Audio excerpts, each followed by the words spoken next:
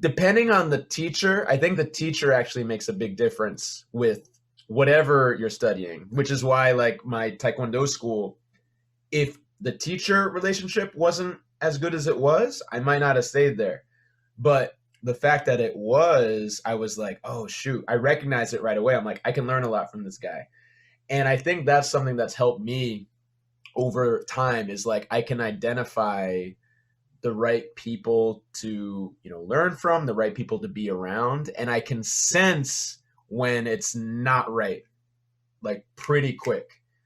Like you can walk into a Yeah. space and you're like, it's like the record scratch, like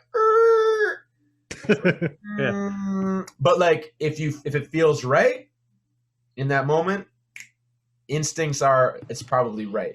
Then maybe over time, who knows, maybe it changes a little bit, but like in the moment, I think if you can identify the right energy for you, that's really really critical skill that can help a lot. Yeah, actually, directly on those lines, I think that it's very much a learned skill to be able to identify who to learn from because that is not always easy. No. And we all develop our own heuristics to try and best guess who would be best for us to learn from. So I'm just curious with what you're doing. Yeah. What kind of things do you look at to try and identify who is someone good to learn from? That's actually an excellent question. And I think what helps me determine that is the fact that I've had a lot of good teachers from when I was young. So that way I could formulate like I don't know if I could like write out like bullet points like exactly what it is, but like in the moment, having had good mentors, good relationships with teachers from when I was very young to now. I would say, as far as like dance goes, the closer somebody is to like, I don't want to say like the center, but kind of like the source material, like house is a club, a freestyle club dance. So the people that spent a lot of time in that atmosphere when it was like coming up, when it was like becoming a thing, and then those people that started to create methods for teaching it effectively. Some people create methods that aren't effective, some people do. Um, those people that created effective teaching methods over time, they kept the essence from where they came from, added their own methods in to like structure it, and communicated the importance of both of those things to their students. So if you don't know really what if you don't have much experience with learning something like dance or like just movement mobility in general, you're going to probably go with the first person that you find that their personality is a good fit. That's like, oh, this person's nice, I like their teaching style, cool, I'll learn it.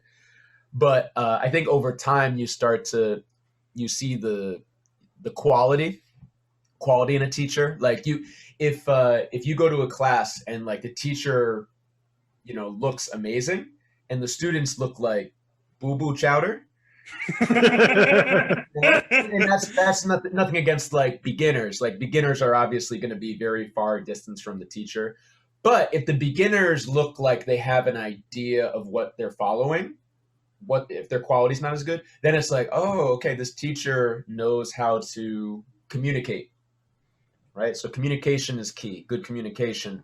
The quality, like you look at, kind of like the grading of students, like, oh, those are the advanced students. They look sharp. The beginner students, they might not look sharp, but they're into it, right? They know what they're doing. Um, so like you look at the quality of the students too over time. And then as far as like the teaching curriculum or like what they teach, I guess that's just that's another reason why you want to kind of invest time into stuff like this is if you get if right away it feels good, but then you feel like, oh, it's just I'm not really like I don't see where I can evolve.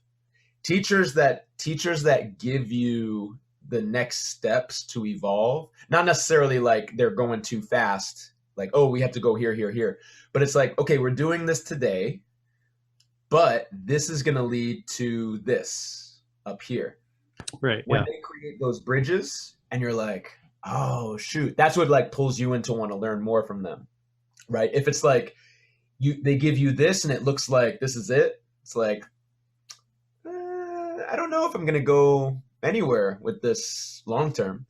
But sometimes that's good. Sometimes like you realize you get to a certain point where you've gotten what you need, and then it's like, okay, now I'm gonna find someone else that maybe it can take it to that next level.